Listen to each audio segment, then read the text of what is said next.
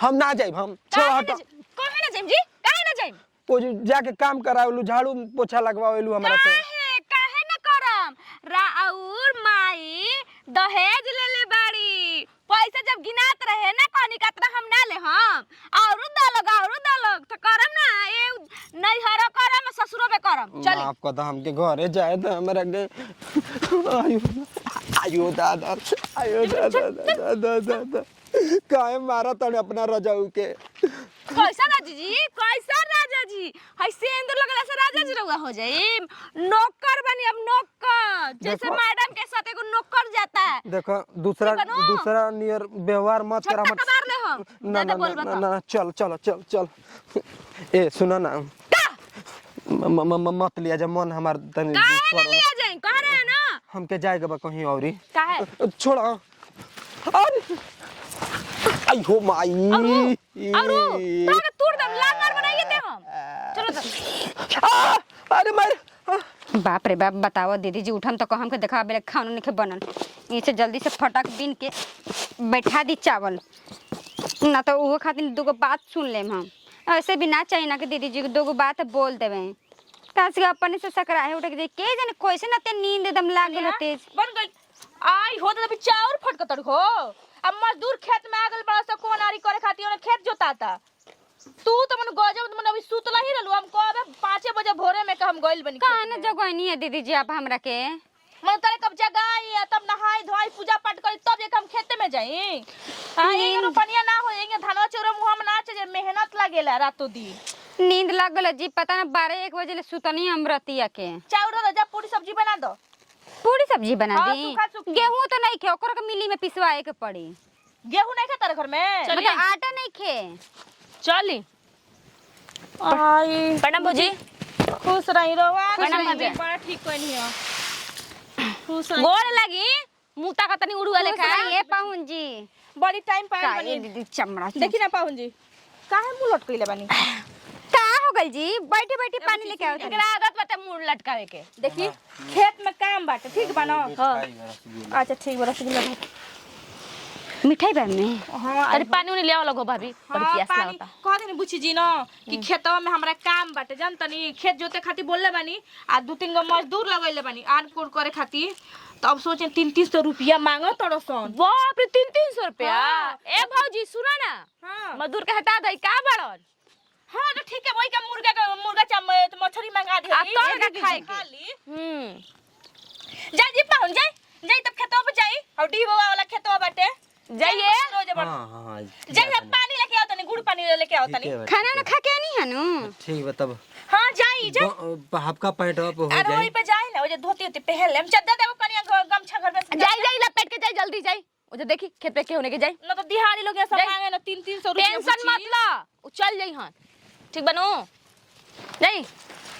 अरे जाना तर भौजी बड़ी आराम हो गेले बुची जी रोइनी त पाहुनो आ गेल त जम हमरा माना काहे काहे ना भौजी लुबुर करत रहे के जाई घरे इनका के लेते होई नहीं हम तो कहली कि 6 महीना हो जा रही त 8 महीना यही जा रही एक बात कही भौजी मने ना लागल हमरा काम ना करे के पड़ेला खानो बनवाइला पोछो लगाइला झाड़ू लगवाइला खाना रोक दी का तो का इनका से बनवाई ह ना त कह वो त ना अब ना कोले खाना बिया त खाना काहे अरे भौजी दहेजवा लेवे के बाजी एकर माई बाबू ना कहलो ना हां अब का ठीक है ओकर त सजा केकरा मिली इनकरे नु मिली के कहतानी तो का बनी आज बोली का बनवा दी आज हां आज मछली बनी नु मछली सूप वाला उ आवत तनी ओनिए से हां त कोई देम कोने से मछली ले हम मछली धो देम आ तन तार हम बना दे हम पीस दी हई ठीक बा दीदी जी हम चावल बैठा दे तनी हां जा बैठा दो भाभी यार कुछ दिक्कत नहीं के नु सब पैसा कौड़ी बाटे नु कुछ के टेंशन मत लिए बानी नु हम अरे रउआ आ गेल न दिल गार्डन हो गेल बा हमार जानतर भौजी सुनो भौजी कहनी हां कि जतना काम बा खेत के सब करवा के अब आइल बन्नु अपना रूप में अब लागत तनी किस्सा हां जाई हम पानी लेके आओ तनी अभी गोल लेके का जाई हां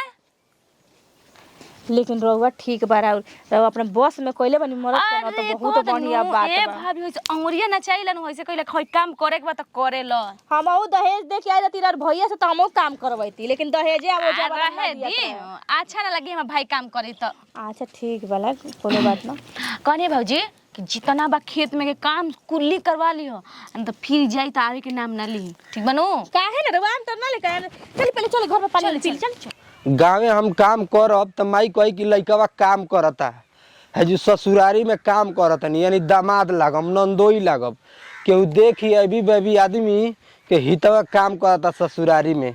हे भगवान कैसन जमाना आ गइल बाटे, मेहरी के गुलाम हो गई ये दादा। काम धंधा करही के पड़ी, बुझाई ना हमार माई बाप के कि दहेज ले तनी बड़का दहेज लेके आ मेहरी के गुलाम बना देला जा।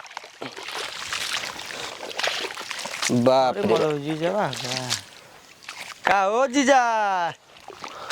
अरे मर्दे का हो दीपक भाई, ससुरारियों में तो काम मत कर मर्दे साहब। तू तो मने पैसा ऐसा नहीं कमात का हो गाँव में कि ससुरारी में आके नौकरी की मजदूरी करता रहा। अरे का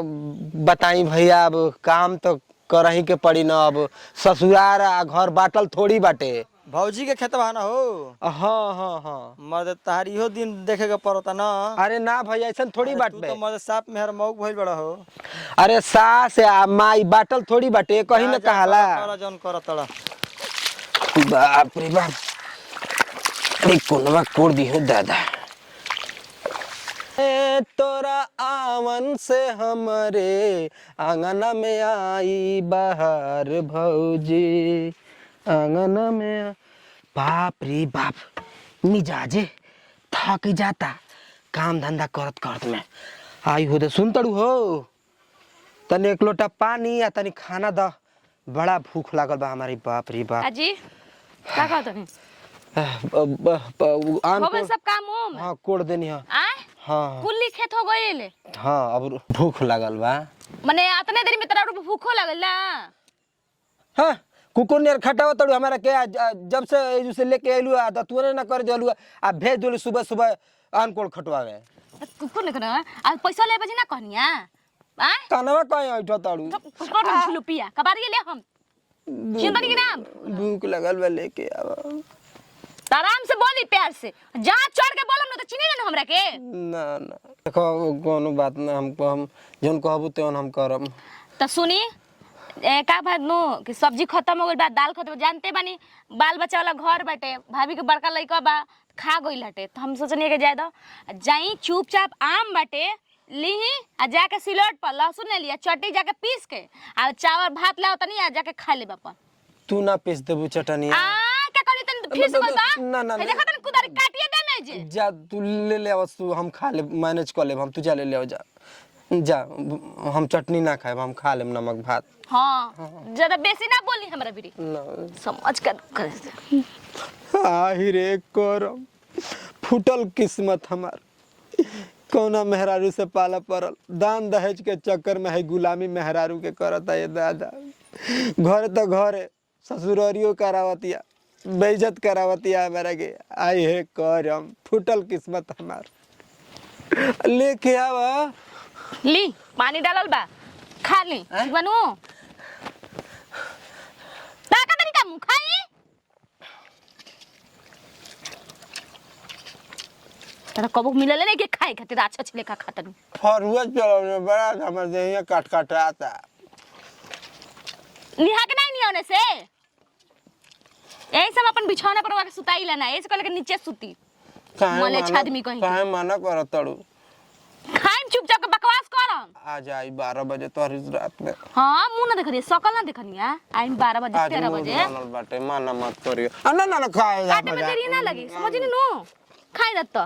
बड़ा भूख अपन लागल। शकल देखनी है अपन शकल देखनी है। चुप रह, खाए जा हमरा के चांद से खाओ। मम्मी जी कितना कॉल आइल बना उठाई में। हेलो हाँ प्रणाम मम्मी जी गोड़ लागत तनी आय कौन है कि जाना तनी मम्मी जी बड़ी तबीयत खराब बटे ब अरे आई रही जानू तो घामवा में लूक लागल बा। हाँ तब भौजी कहत तनी नु 2 बोतल पानी चढ़ल भौजी कहत जबले ठीक ना होई नु तबीयत तबले जाए के नहीं के। ए मम्मी जी बतियावे लायक नहीं खी तो बतिया लेते सुतल बा भी आराम करता जाने तनी मम्मी जी हमार भौजाई पैर हाथ दबावत तरी लोग एगो भौजाई छोटको बाड़ी त कपार दबावत तरी माने हाथे पे ले ले बाड़ी लोग दोनों जानी हमार भौजाई। हाँ अरे अब कहा था ना भौजी थी भौजी लोग हमरो से ज्यादा वो लोग उनका मतलब दया बाटे। हाँ मम्मी जी हाँ ठीक बा मम्मी जी बात में बात कर ले हम जब सुत के उठम नु तो हम कह देम के जी मम्मी फोन कइले रही। हाँ ठीक बा ठीक बा ठीक बा ठीक बा मम्मी जी रखत तनी प्रणाम। क्या बुझी जी अरे सास रही का कह दिलियो उनकरा के बात करावे के बात करो तो सब कह देत नु तो कनिया नु कि बीमार बाड़न तबीयत खराब बा। हाँ ठीक है कह देनी है आ कहाँ भी छोट की तबस करे चौरा फटक दे रे सजे खन खीर पूरी बनी न बिया पड़ल बना खेतवा में। अच्छा हाँ बनेला हाँ हो भौजी तो कानवा में के का कइलू कानवा में के तो कहबे के निकाल के धो दल बनी कानवा में दुखात ल खूबे। अच्छा हाँ कहे नु कि रउआ फटक ना देती हमरा ना लौकेला एमे ई कड़ी पत्थल बा आके जाके चेक करवाओ अब ये उम्र में नहीं खेलो को तरह हम जाते दूध खाती कही आई जाई जाई जाई हम कल आई रे माई चाउर फटकल कतना दिन हो गइल हमरा काम छूट गइल बता काम में अंग लगी अब हमरा। अच्छा बिन ले तनी कोई बात नहीं खे ओ भगवान जी एगो चुमा दा दिमाग में सही बाजी चल हो जा बैठी ता देखो तू बैठी रहो बैठ हम के का नहीं थी 10 दिन से टरकावत बैठी जा हमरा के दूसरा के बांटा ताड़ू हमरा के डांटा ताड़ू के का करनी रे ना ना ना के का देखनी बाटत मन हमार दूसर भइल बाटे मिजाज अरे मन दूसर एक लात में तो चलिए जाई मन तो मरद में यार होई जे तुम्हारा हमार दुख नहीं खुश समझत तू तनी काची मन दूसर मन नहीं खेलत ई कह दी हैली चाउर बीनी मन नहीं खेलागत टाइम पास करी मन नहीं खेलागत त ऐसे टाइम पास होए तो कैसे होई सोई टाइम पास मुंह ना देखनी सकल आईना में वही दिन हम कह दिले कि सारा बदला ले हम सुना ना चलो ना पलंगिया पा चुपचाप बीनी ठीक बनू चलो पलंगवा पा का करे पलंगा पा जाई जी दिमाग में सही बा हां सकल ना देखनी है ठलाली बड़ा लगोले बड़ो चाट त का करी हमरे खातिर ना हां मुंह ना तो निरवा खाती लगइले बनी सुंदर लागे खाती लगइले बनी करवा खाती लगइले बनी ठीक बाटे बिना तने अच्छा जब जाके घर में रख के तो छुआऊ ना दे हमरा के छुए ना दे जाए दो तब जा चीने लेके ना हमरा के जाए दो मार शॉट से ठीक बा तब बिन लेतन त हम आवतन चलो अंदर आवा का करे अंदर जाएंगे बोली ना कुछ ना दे में डरे नहीं के तनिको ना, हम ना। आवतन दुआर पर से ठीक है पानी सर से ऊपर हो गेल बाटे जइया हम खिसिया जाइम ना ते के हम अंतिम विदाई क देबे करे के बुझात नहीं के कहत है कि हई काम कर हऊ काम कर गोड़ दाब भौजी के गोड़ दाब ढील हेर पानी बराव कुल काम करावतिया आ करावत तो बिया लेकिन कहत नहीं कि तने प्यार दे दे हमरा के उहो माना करतिया कम से कम उहो हमरा संग कर प्यार तो बुझाते नहीं के आज चाउर दे दियल ठीक बात आज के बाद हम कुछो काम ना करम झोटा ला सार के उनकर के गांव में लिया जाए आ काम धंधा रोज करवाई पता नहीं कन कहाँ चल गए नंदो जी रहती तो कम से कम झड़ुया बाहर के आराम रहित नु हमरा। अब वैसे भी बुच्ची जी के कितना राज बा भूख लागल बा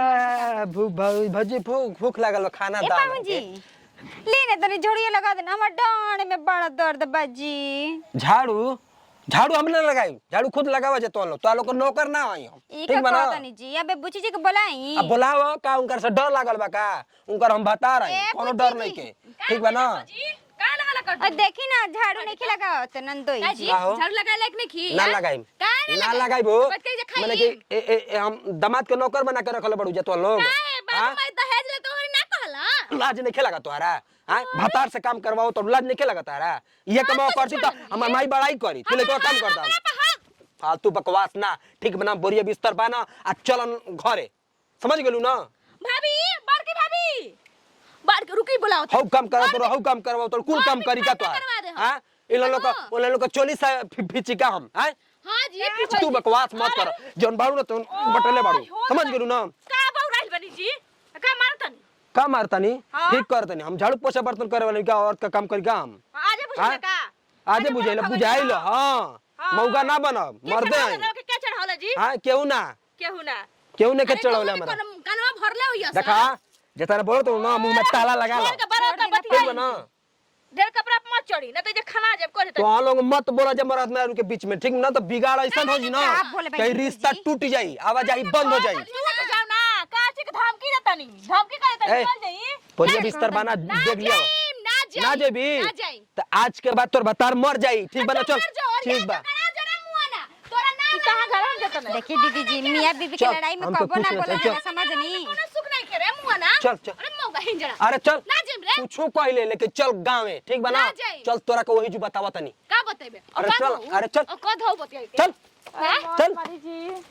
छोड़ दीजिए, आपको का बतिएले बानी? आपे बताई मर्द के केहू गुलाम बना के रखेला आ निक ना लागला काम करावे में नीमन का लागत रहे, जैसे बुची जी कहत रहे वैसे हमने के करत रहनी है। जब बताई हमारो के तो निक ना लागत रहला। लेकिन ठीक बा फ्री में नौकर मिल रहल सब करे अब अकेले न करे पड़ी सब